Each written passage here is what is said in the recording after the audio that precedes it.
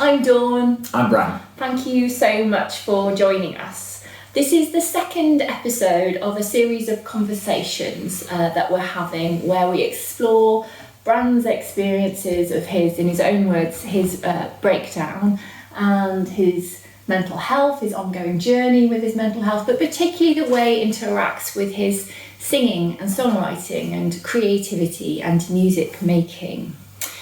In the first episode, which was quite a long one. Yeah, really long, sorry. That was some of the feedback we had. And you can catch up on that in the link below. We focused on the story of the breakdown, didn't we? Yeah. The build-up, the moment of crisis and the aftermath. And the impact it had, not just on our everyday lives, but particularly on how it related to your performance and playing.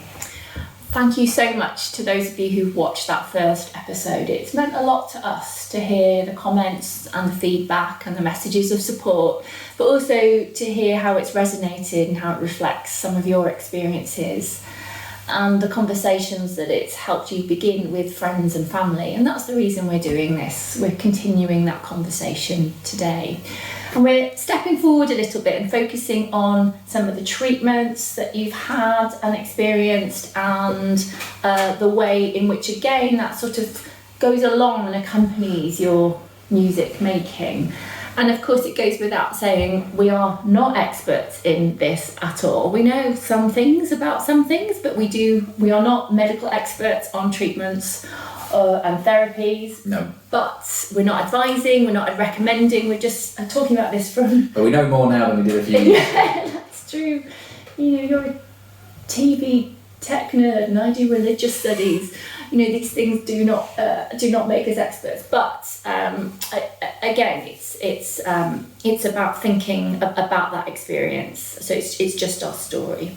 And of course, some of the content we're covering today is difficult. So do look after yourselves and anyone else who might be listening. So immediately after the breakdown, during the breakdown, actually at the moment, there was a moment, we discussed this in the previous episode, where I wasn't sure whether I should be calling 999 and getting help. But because I sort of thought I was more focused on looking after you, that I wasn't really sort of thinking through that very sensibly. But I do remember thinking, is this a 999 sort of incident? And then really it was the next day, which was New Year's Day, and I was trying to phone out of hours. I was phoning 111. I got hold of a couple of helplines. And of course you weren't aware of any of this. No, I wasn't really aware of it, and I certainly wasn't in a position to start phoning round places and asking for help myself. Arguing with me about it, because you are terrible for going to the doctors. You are terrible for you're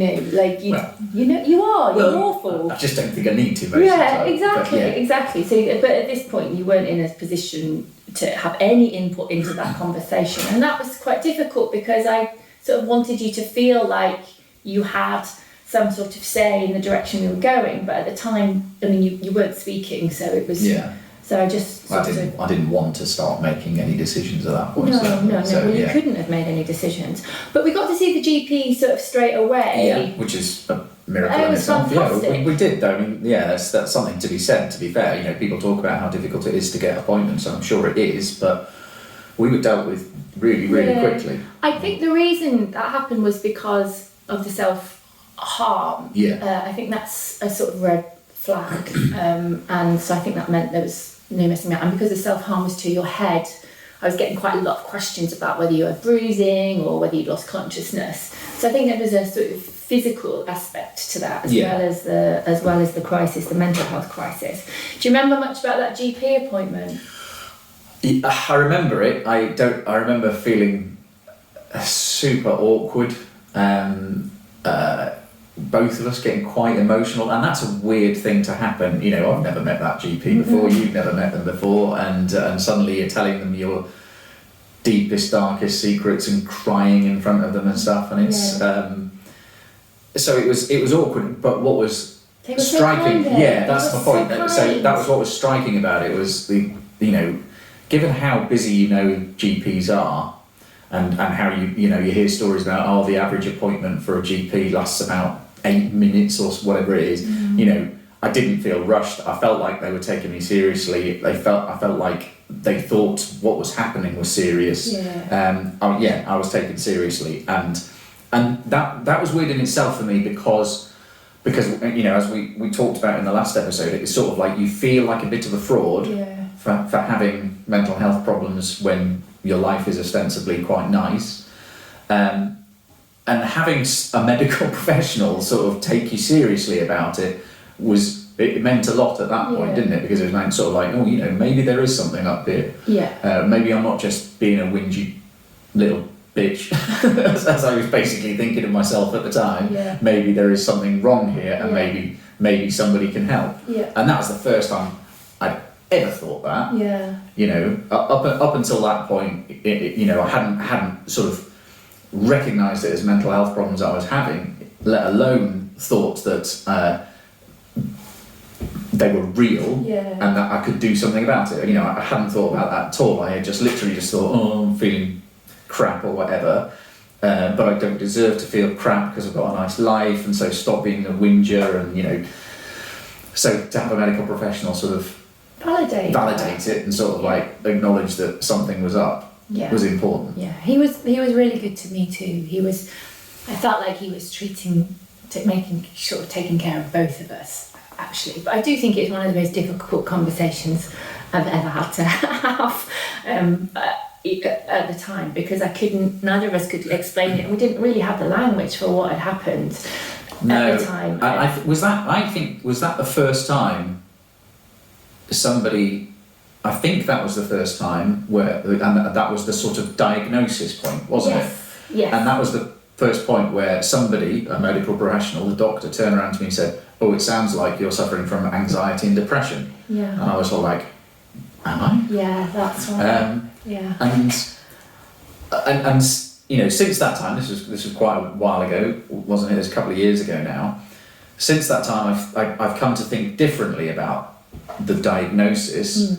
But at that point, it was helpful to hear that, because it gave a name to something that I had not named at all. I was just, you know, I didn't have the vocabulary for it. I didn't have a name for it. It was just sort of like bad feelings, you know. And you know, and I'd heard about people with depression and anxiety, and I just didn't think of myself as being one of those people. And it was so we talked them through the build-up and and what happened on New Year's Eve, and then straight away the doctor sort of started to say, well, let's start you on some Sertraline and some CBT.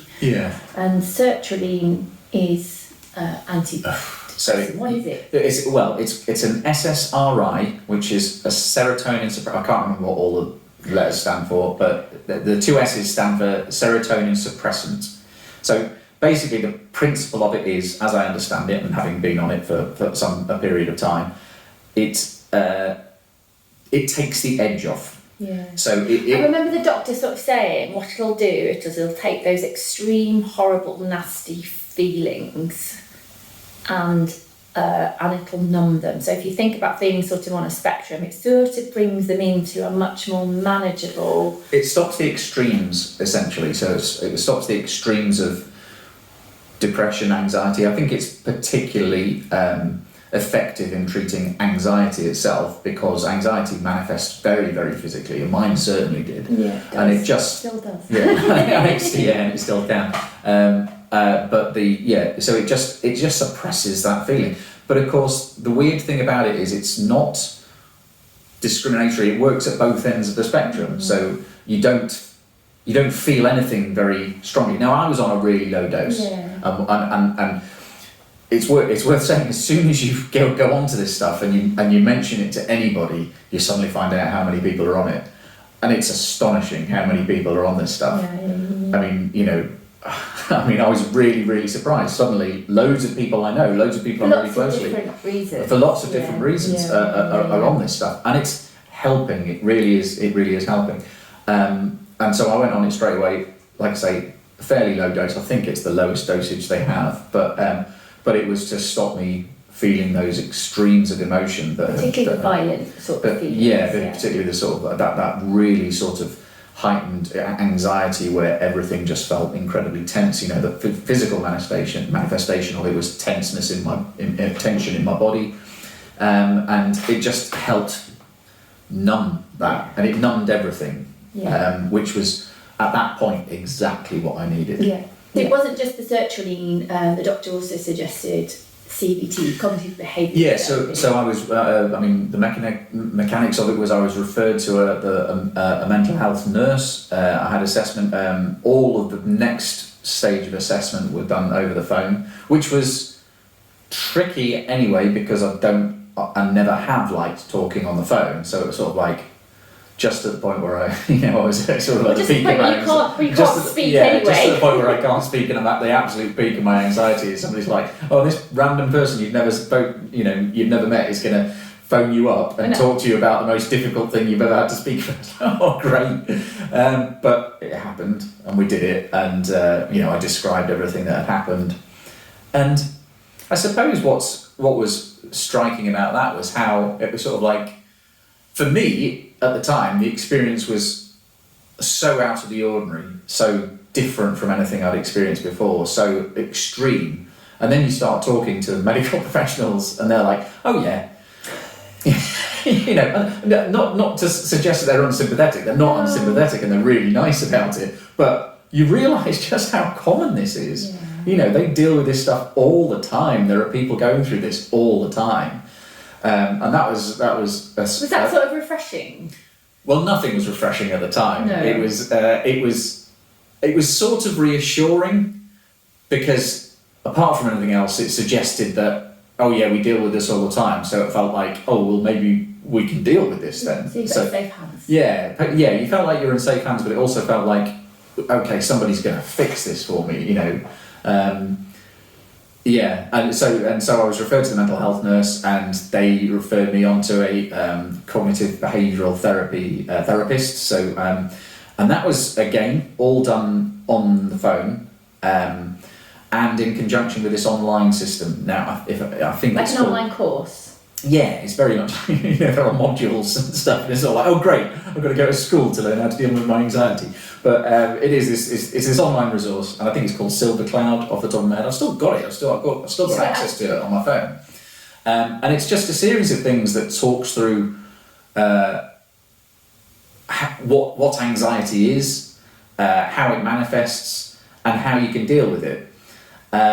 And that course, going through the sort of like learning about it, learning about sort of like, cycles of emotions, thoughts, feelings, all these sort of things, techniques for calming yourself, which, ultimately so much of it just comes down to like mindfulness, and stuff I've known about for years, because I've had a, passing interest in meditation and that sort of stuff in the past. So, I'm well aware of what mindfulness meditation was.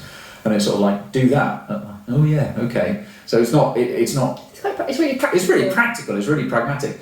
And I started this course, and I started having these sort of regular meetings on the phone with the therapist. And some of it was really interesting. I mean, you first, like I say, the first thing you learn is how common it is and how so many people experience it, and the things I was feeling and experiencing were not unusual. But very quickly, I got not frustrated. Frustrated is the wrong word, but I was waiting for somebody to tell me why all this had happened.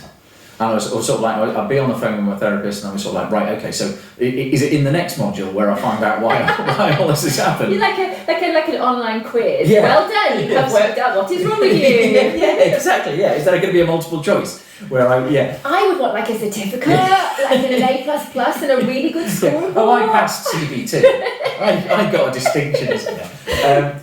But that whole sort of waiting for somebody to explain what happened, I was still doing that, and I remember having those conversations with the therapist, and I was going like, okay, but why does it happen? And for ages, it was a woman I was speaking to, and for ages she just seemed to be sort of avoiding the question. And we would talk about, well, it's really important for you to recognise when those emotions come up, and then you can sort of, help dissipate them. And I'd be like, yeah, okay, no, I understand that, and I understand the techniques and the mindfulness and recognising emotions and recognising the thought cycles and all that. That's great, but what's causing it? And the sort of, it was a light bulb moment during a conversation on the phone with my therapist where I said to her, I'm still not understanding what the reason is. I'm still not understanding what's causing this. And she said to me, what if you find out what the reason is and you can't do anything about it? And that was a real sort of like, oh, because it's a really good point. Now, since then I've learned various other things about different other types of therapy that do try to actually address the causes.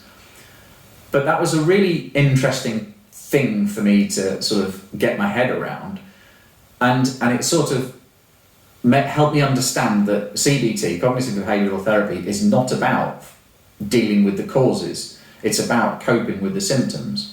And that's what you needed, though. And that's exactly what I needed at the time. And you still use it. And exactly. And it is really helpful, and it is. What's been the most useful technique, you think? The mindfulness for me, and it's just.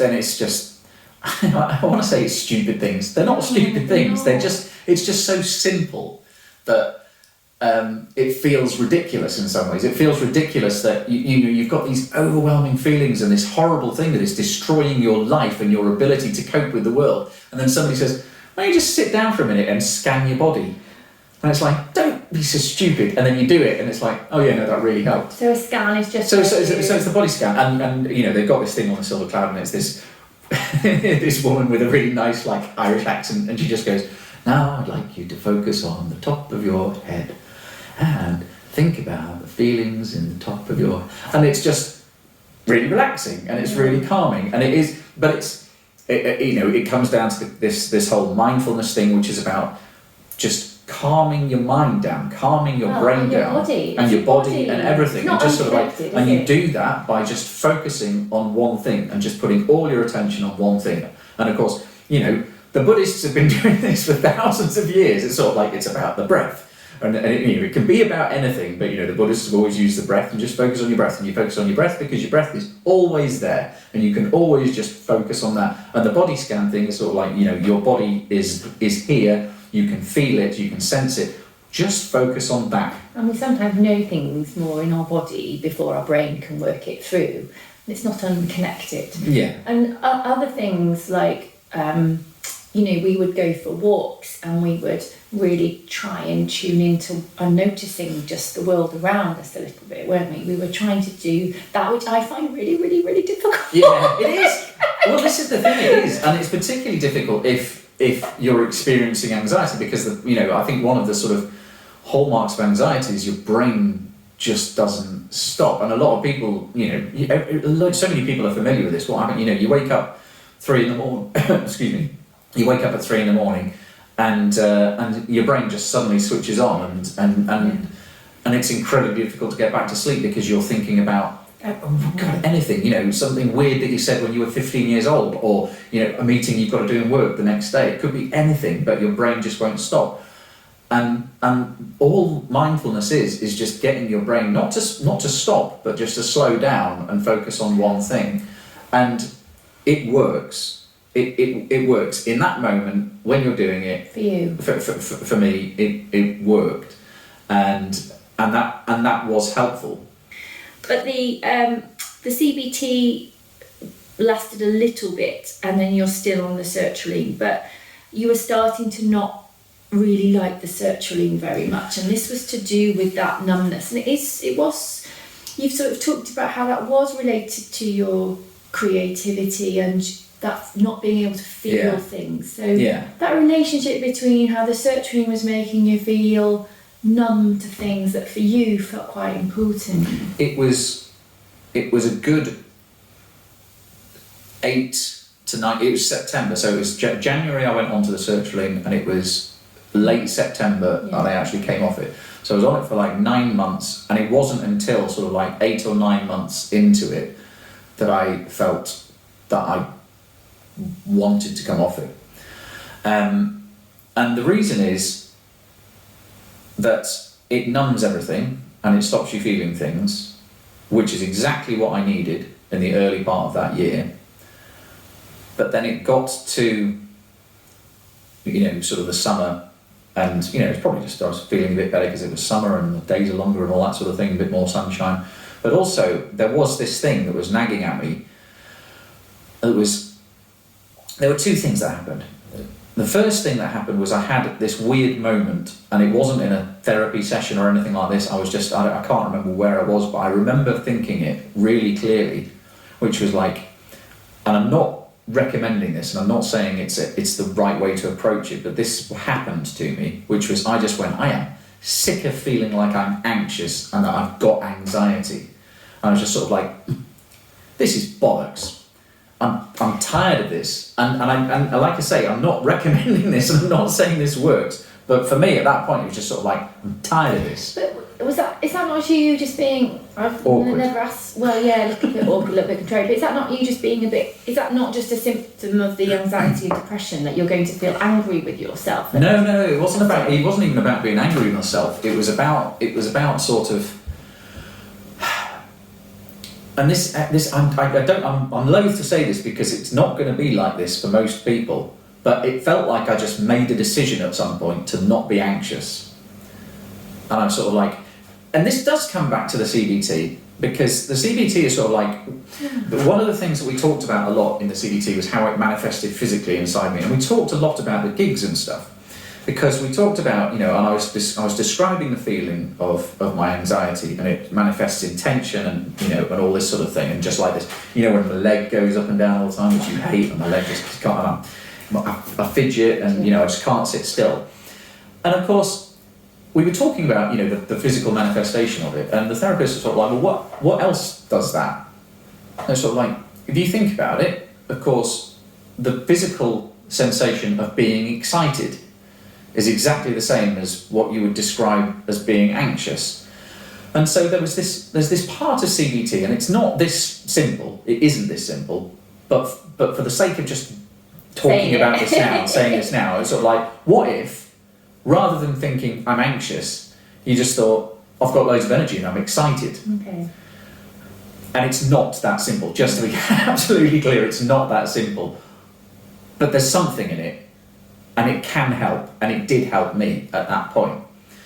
Because I was just sick of sitting there and thinking, I'm feeling anxious again.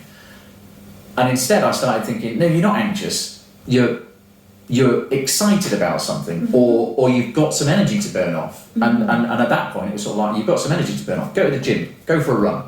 And we mentioned it in the last one, but you cannot underestimate the value of exercise of any type in dealing with these sorts of mental health things.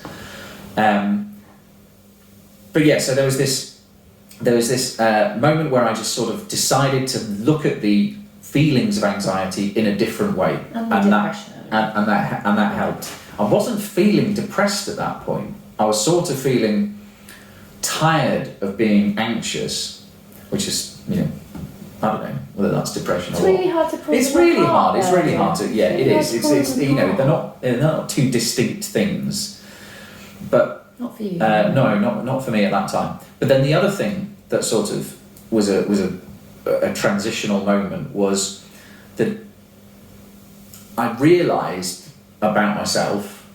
I learnt about myself, and you're going to take the piss out of me for this because it's always been really obvious to you, but I realised that I am a very emotional person. And that was quite a weird thing for me to realise, because I think of myself, and I have thought of myself as a long time, as being like really stable and measured and stuff. I'm not, am I? I am not stable and measured. I am in certain circumstances and in certain contexts, but I write songs and I stand up in front of people and I belt out, words that mean things to me and to others. And that's, you can't do that if you're tempering your emotions. And I realised that I didn't want to temper my emotions anymore. I didn't want to to dull things. I wanted to, have the full fat Coke again and experience things again. But I only felt like that, and I could only do that because by that point I had got a handle on the things that were making me feel so bad, 6 months earlier. Yeah. But that happened, and so I went and spoke to my GP about coming off sertraline, and they sort of had a long conversation with me, and I spoke to them. Were they a bit hesitant about it because...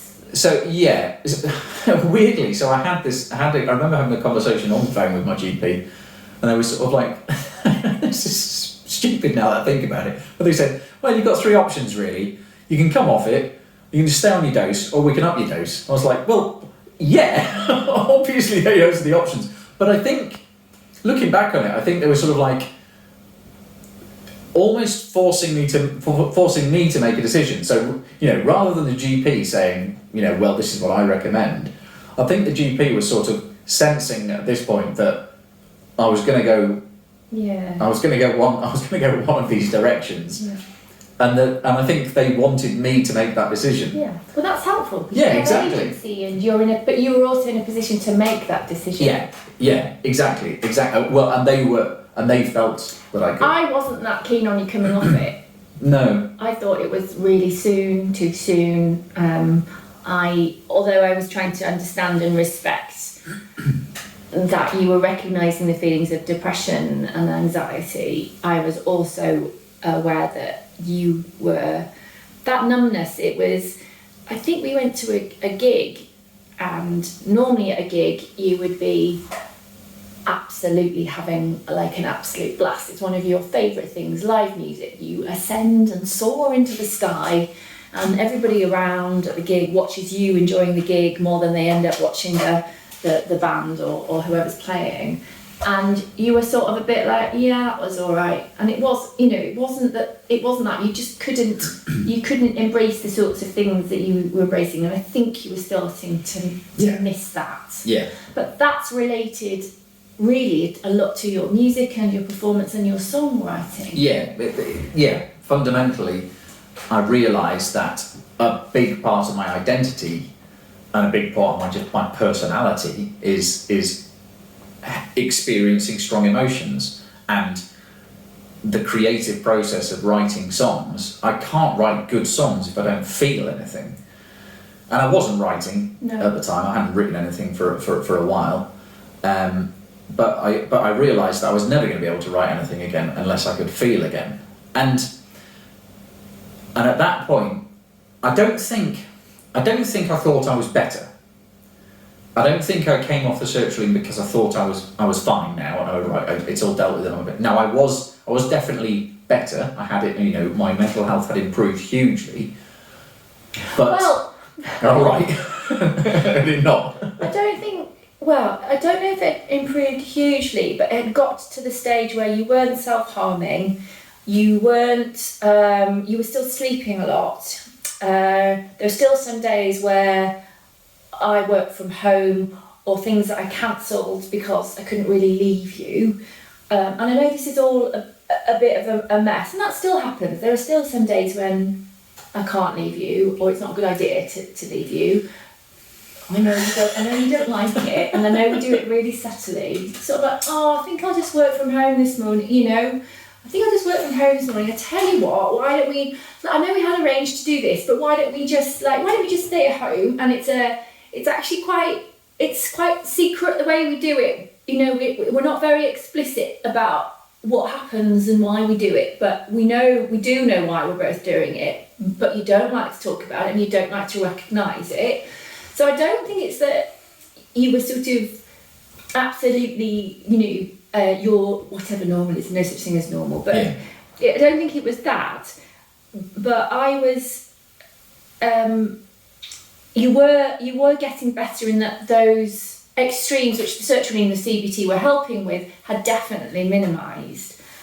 But it did come at a bit of a cost, which was that you weren't feeling joy. You couldn't feel particularly the highs of joy that you would normally, do the things that were making you happy, there was nothing that was making you happy.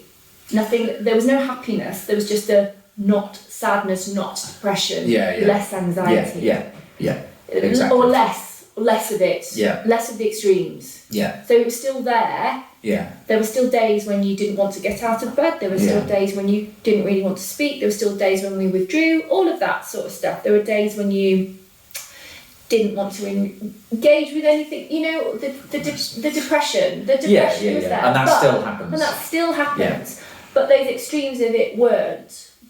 But for you, you were starting to say, I'm missing feeling, actually. Yeah. I was missing feeling. I realised that the thing that was, of so much importance to me, the creativity and the songwriting, not so much the performance, because, like we say, I could apparently just go and turn it on and do a really good gig on autopilot almost, although that feels a bit fraudulent as well. But I realised that I wasn't going to be able to write songs and do what I really loved doing if I was numbed, and so you sort of make a decision where I was feeling better, but I knew I wasn't completely better, and I knew crucially that I hadn't dealt with the causes. Mm-hmm. And I knew that. I knew that maybe I was better equipped to deal with the symptoms, but I hadn't got anywhere near the causes. And at this point, I'd been suggesting to you for a long time that some form of talking therapy might help. And you were again hesitant and reticent about that. And I put that down to it being another challenge, talking to a new person. It's risky, it's likely to be painful. From what we knew from trying to read up about therapy, we've got friends who are therapists. Yeah. We knew it wasn't going to be easy. I was sort of... And it's not just about it not being easy. There was still this massive thing, which is I feel like a fraud. I feel like I don't have any right to have mental health problems. There's nothing wrong with me. I lead a really cushy existence. What right do I have to be going to somebody and moaning about my problems? Yeah, and I absolutely still feel like that, even though I've done various bits of talking therapy. I still feel like that. Yeah. I'm adjusting, and I'm sort of getting to the point where I realise that actually everybody has these things, and talking to people about it who understand why we all have these things can help. Yeah, I didn't want to pressure you, but I did. But you did. You just sometimes take a bit of convincing about... Well, it was difficult. No, yeah. You do. Yeah, no, that's absolutely fair. For all of the reasons that you've just said. Yeah. I remember... And if you've never had it, it's never been in your family, and it's not part of your sort of language or what you'd expect, or... again, a lot of people don't talk about the fact that they've had therapy or they're having therapy, and there's just this huge... There's loads of them. There's absolutely millions of different types. I was really lucky that I had a friend who I could say to, this is what's happening, what do you think might work? And they recommended one therapist, but it was really difficult to get an appointment, and that was hard because you were like, oh well, I can't get an appointment. Oh dear. Oh, how unfortunate. I can't get an appointment. So it's obviously not meant to be for me. Yeah, oh, absolutely. No. All of that. But also, because I was still anxious and depressed. I was dealing with it in different ways, and I was coping with it better. But I was still, and I am still, go through moments of being anxious and depressed. It's not linear. And it's not linear. And it was things like, at that period, I go through peaks and troughs, but at that point I was sort of like, I had to psych myself up for hours to pick up the phone and make a phone call. Not in work. In work I can sort of just get on with it and do it because it's part of my job. But in terms of, and particularly around sort of like, I've got a phone, are you telling me I've got to phone somebody and ask for help with my mental health? Because that's a bad, I don't want to do that. That sounds like an awful thing to do. So I would psych myself up for hours to do this. Even like making inquiries on a website, I'd be like, shit, don't want to do this.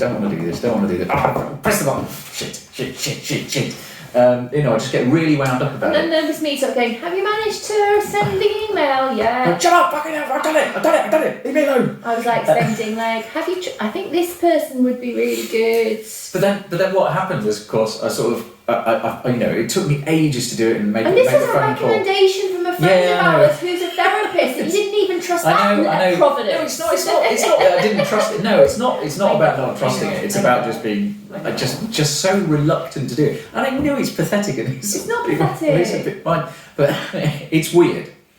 But anyway, so it was so frustrating because I would make this huge effort and I'd make a phone call, and then it was just sort of like, no, I can't fit in around your shift patterns, or and it happened several times, didn't it? It happened a couple of times where I'd find somebody and I'd have a long conversation with them, and they'd be really nice and they'd be really helpful, and they'd be like, yeah, no, I really think I can help you, and we'd be like, oh, great. And so I've only got this slot, which is at 9:30 on a Monday morning, and you'd have to attend every week, and I was sort of like, I can't do that. I work shift patterns, and I can't get out of those shift patterns, and that's the nature of my job. Yeah. So then, of course, there would be this, I'd be like, well, it's useless then, isn't it? I'm just going to live my life like this. But you were also sort of like, you also went through a bit of a phase of, well, they clearly don't want to work with me. And it reinforced that sort of, this isn't valuable, there isn't anything wrong with me, I'm just making up. When you already think you're sort of a fraud for seeking help for mental health problems, and you finally get around to speaking to somebody and they go, it's not going to work out, I can't really help you. You just think, you see, I told you I was a fraud. Yeah. It's really easy to do that, which I did a lot. But you did then, but we persevered. We did persevere. And of course, I think the other thing that we were a bit sort of aware of is that we can afford for you to have therapy. It feels like it. If you can't get it on and this still pisses me off, if you can't get it on the NHS, and there's only really limited stuff available on the NHS. The CBT stuff I got through the NHS, and I had that course of therapy through the NHS. But everything else we paid for. And you just think, aren't I lucky to be able to afford treatment for a health problem? Yeah, I know. Because I imagine what most Americans feel like. And this is a negative feedback loop around the fraud thing. It's sort of like, I can afford to have mental health problems because I can afford the therapy. Most people just can't afford this. Yeah. They can't afford to have these problems that I'm saying I've got. Yeah. And so you feel more of a fraud because... And then you were recommended something called EMDR, which I can never remember what it stands for. And the only reason I'd heard of it was because it featured on an episode of Grey's Anatomy. But it is... Eye movement displacement reprocessing. Okay, and it's often used for PTSD, which I guess it was because it was in response to a crisis that it had been recommended. Yeah, so I think it sort of originated in treatments for PTSD. It is used more widely now. Again, that sort of fed into my sort of feeling like a fraud thing, because it's sort of like, I haven't had my legs blown off by a landmine in Afghanistan, I don't have PTSD. Of course, and trauma works in different ways, doesn't it? There's lots of different types of trauma. There's lots of things that happen to you that are traumatic in minor ways. And the point of EMDR, and the point of a lot of talking therapy is one of the fundamental things it tries to deal with is the fact that sometimes things have happened to you in earlier life that you've dealt with the brain of a young person, and it's sort of about, and this is why EMDR is about reprocessing. The point of it is to reprocess events, emotions, thoughts that have happened to you at a point where you were not equipped to deal with it, and allows you to sort of reprocess it and deal with it as an adult in a safe environment. But it does it somatically through the body, doesn't it? Yeah, so very quickly, because I'm not an expert on this at all, there's lots of videos on YouTube and stuff if you want to find out more about this from an expert, but my experience of it and my understanding of it is the very basic idea is that by stimulating both sides of the brain, as I understand it, both the left side and right side of the brain, whilst sort of reliving a particular memory or a particular event, the idea is you stimulate both sides of the brain while you're going over it, and it forces the brain to sort of reprocess that memory. And that's the theory, as I understand it. So it started off, and the reason it's called eye movement is they when they first developed it, I think they used flashing lights, and you would put flashing lights in front of people, and your eyes would flick left and right whilst reliving the memory. Talking through it, yes. So the therapist. Well, no. So you would talk through it with a therapist, but then the therapist will sort of say, right, think about how you feel about yourself in that situation, all that sort of thing. So there's a way of sort of prompting and concentrating. So you don't really talk about it while you're doing it, but they sort of guide you through how to think about it. But the way I was doing was tapping. So you would like sit there and do this. So it feels really weird. It feels super weird, but it worked because we would talk about certain things, and we would talk about certain past things that have happened in my life, and I would have quite strong feelings about them still, and then we would go through this process, and it would be like, oh, how do you feel about it now? And there was definitely a tangible difference between the physical feeling, the emotions that I had about those experiences before we did this thing, and then after it I would feel differently about it. So it definitely does something. It's not woo-woo. Yeah, you described it as a little bit like going for a sports massage when somebody sort of is digging on a really sore part of your body, and you can just it's really painful, and then you feel it release, which I thought was really helpful because I didn't understand what was happening, despite my expert knowledge from Grey's Anatomy. I can't believe Grey's Anatomy didn't give you a better foundation. Or a certificate for understanding it. That's how you describe it. I found that sort of really helpful. And those memories and those things that you were reliving, even now, you don't feel as strongly about them now. No. There's definitely, it definitely had a tangible impact. The problem about with the EMDR for me, and this isn't in any way a failing of EMDR or a criticism of the process, is you've got to know what the traumatic events are in order to deal with them. And I think I rushed it. I wouldn't blame the therapist at all. I think I rushed it. I went in there just thinking, I want to be fixed, please. So can you find out what's wrong with me and then fix it? And it's great for that. It's great for feeling like you're being fixed, because you identify a problem and you literally fix it there and then. And it happens really quickly. So it's great. But the problem is, of course, what if you haven't found the right traumatic memory or the right event, or it's not. But the thing is, because I wanted to sort of get in and out of there really quickly, I only did it for like 8 weeks or something, didn't I? Well, I think it was probably a bit longer. It might have been 12 weeks or something. I don't know. But the point is, I was sort of like quite keen to go, right, that's it, I'm fine now. Yes, you were. So I was quite keen to go, thanks very much, you fixed me, cheers, I'm off now, bye. Which is what I did. And I called an end to the sessions myself, because they did help, and and I did feel better. The problem is, of course, I haven't dealt with everything. No. I haven't. I've dealt with some obvious things, around stuff like my dad leaving when I was 10 days old and all that sort of stuff. I've dealt with some really obvious things like that. But there's loads of things, aren't there? Yeah. There's loads of little things which are not. It doesn't have to be as massively traumatic as, having never met your biological father or something like that. It can just be little things, but there's not little. But the problem is they still, and this is what's really interesting about the subsequent therapy that I've come onto, is you start to realise that all these little things that happen to you in your younger years, they're still there. Yeah. And this is the point. And this is why so many of these, of mental health problems exist, is because we deal with complex emotional things with the brains and experience of children. Mm-hmm. And we don't, those memories and those ideas and those ways of understanding things, they're still inside us. They don't go away. And obviously that you build on them and you learn new things, But those feelings and those emotions and that way of processing something stuck there. It's still there. It's still there inside you. Yeah. What do you remember? What was happening in terms of music and writing and stuff like that at this point? So this was sort of coming up to, not I can't remember what releases I did. I definitely produced some new songs, and I started playing gigs again.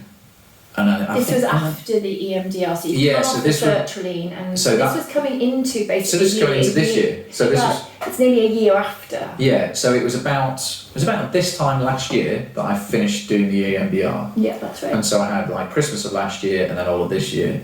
And we were dreading Christmas last year, weren't we? We were dreading Christmas last year. And I'm not one for, wasn't like it's going to be like an anniversary. I'm not really one for sort of keeping dates like that. But I remember sort of saying, let's not get a tree this year.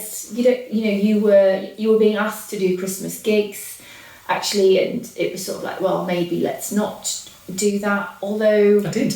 We did the Christmas party at Bunbury Christmas Fete and things like that. We did with the band. It's much easier to do with the band, incidentally. Yeah, that's right. Because it's not just you. But and it's fun playing with that. But you hadn't gigged. You weren't really. But you had started to start getting into doing stuff in your little studio again. Because.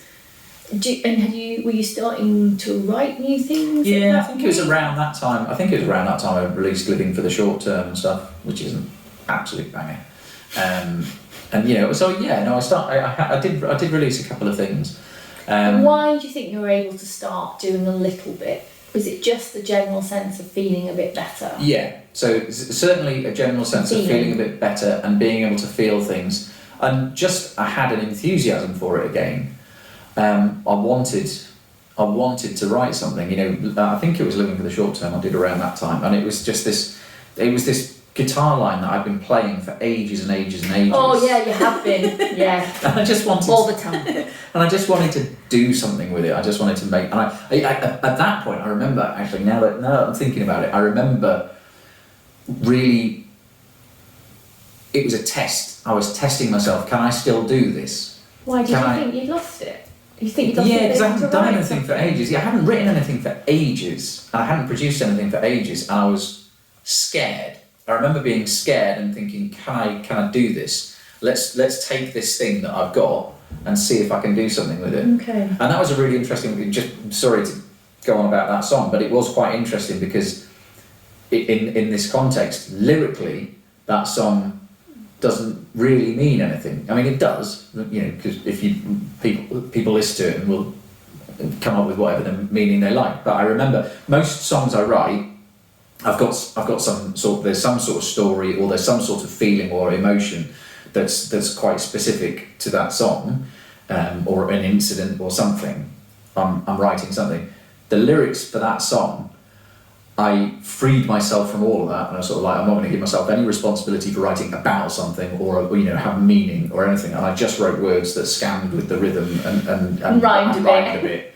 And it was brilliant. It was really nice thing to do. It was sort of like I had fun with it, and it was it was really liberating because it was a slightly different way of producing a song that I'd done before as well, because I didn't have a 4-chord sequence. I just had this one little guitar line and built everything else around it. So it's a slightly different method of doing it. But also it's just sort of like really reassuring for myself to say, actually, you can still do this. Were you really worried that you might not be able to because of the breakdown, or was it just, did it feel like a process that you hadn't done for such a long time? So it's not even just the breakdown. It's sort of like most of my songs, the vast majority of my songs were written in the sort of like late 90s, early 2000s. And you get to... No, I have. But if you look write songs all the time. Well, no, I don't. But this is the thing. I don't write songs all the time. So there's a few things that I've written and released, prior to the breakdown and stuff. But again, I'm still then, and I'm still now referring back to a back catalogue of songs that I wrote decades ago. Okay.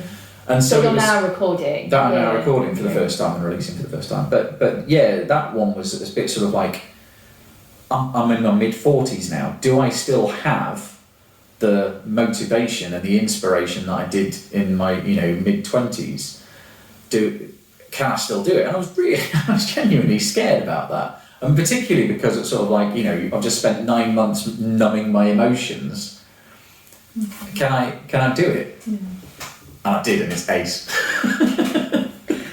Well, it is. It's a great song. It's a great song.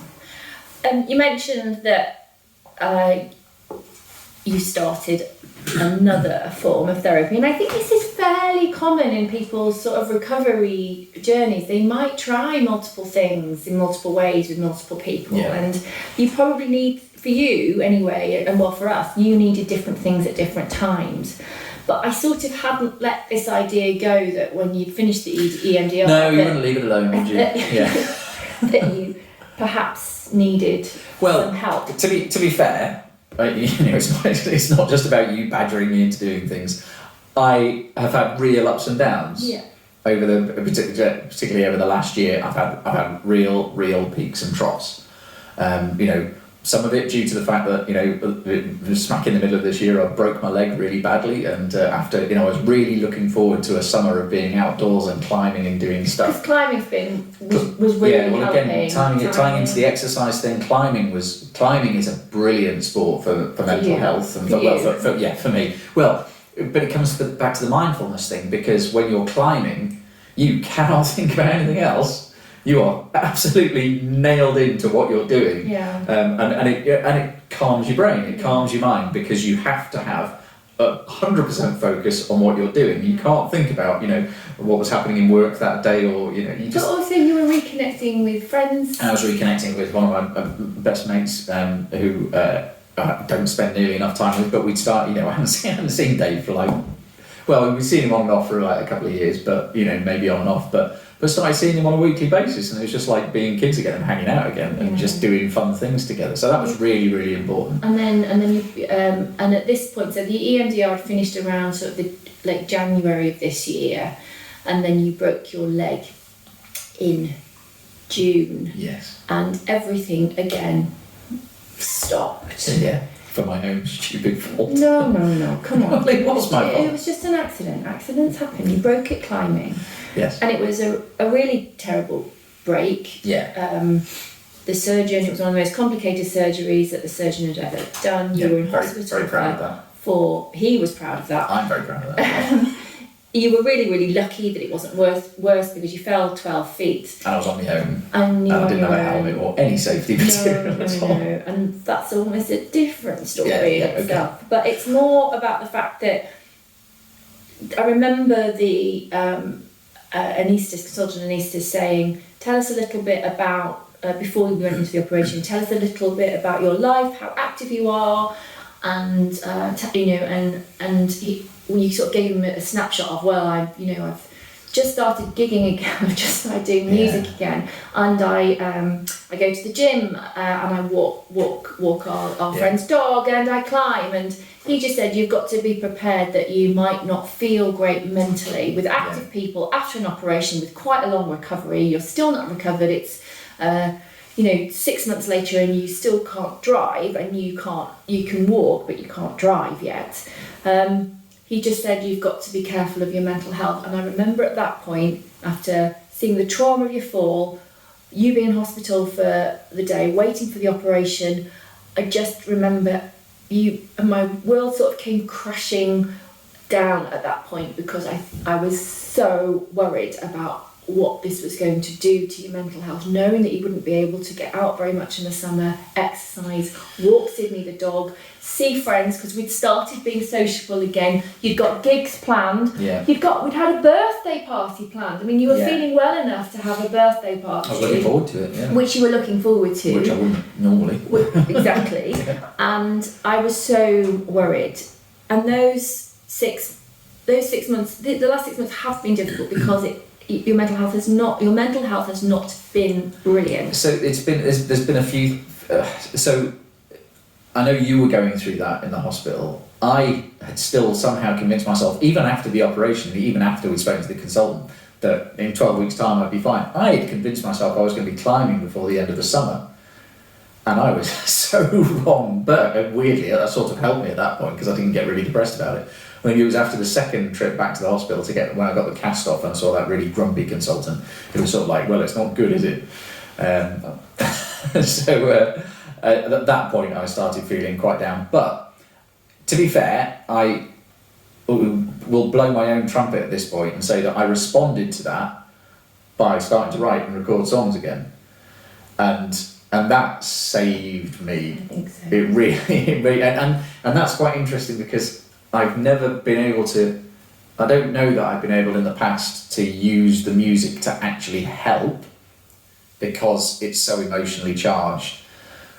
But when I was just stuck at home for so long, like not being able to move and stuff, I mean the first few weeks were horrendous because it was sort of like just literally just lying in bed on my back and it was just miserable.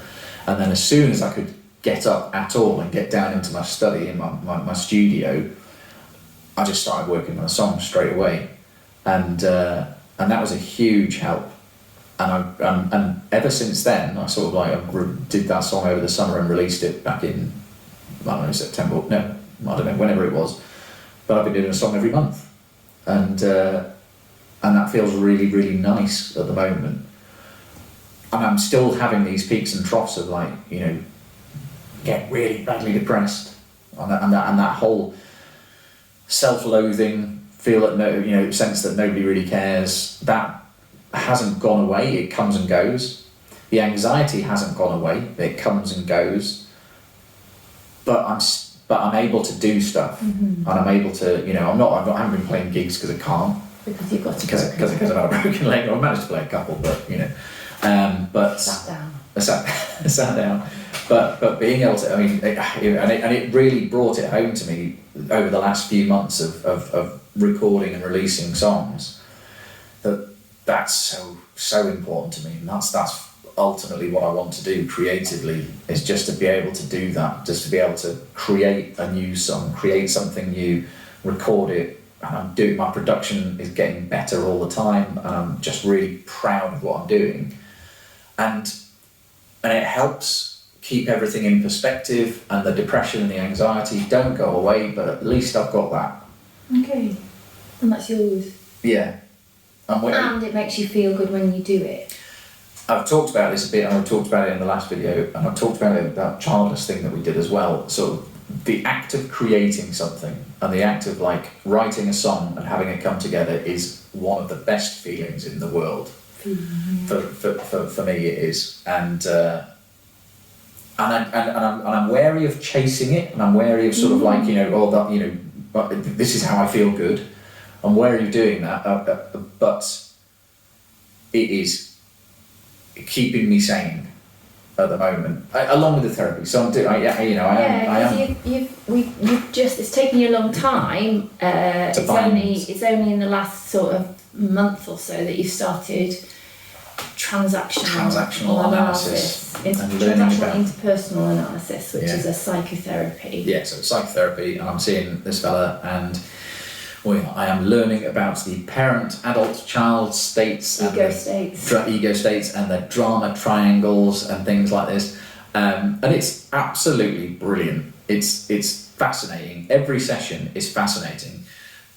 There is definitely something in just having somebody listen to you and take you seriously, but you start to realise how much there is to learn about things, and it feels like finally sort of getting to the bottom of why I am the way I am, and why I feel the way I feel about things, and why certain emotions are so strong in me and certain emotions are overwhelming to me.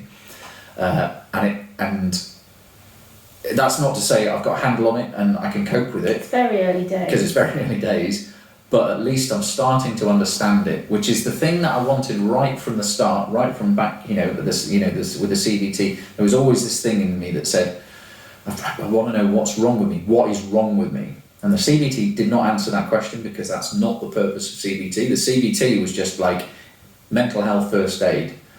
It was.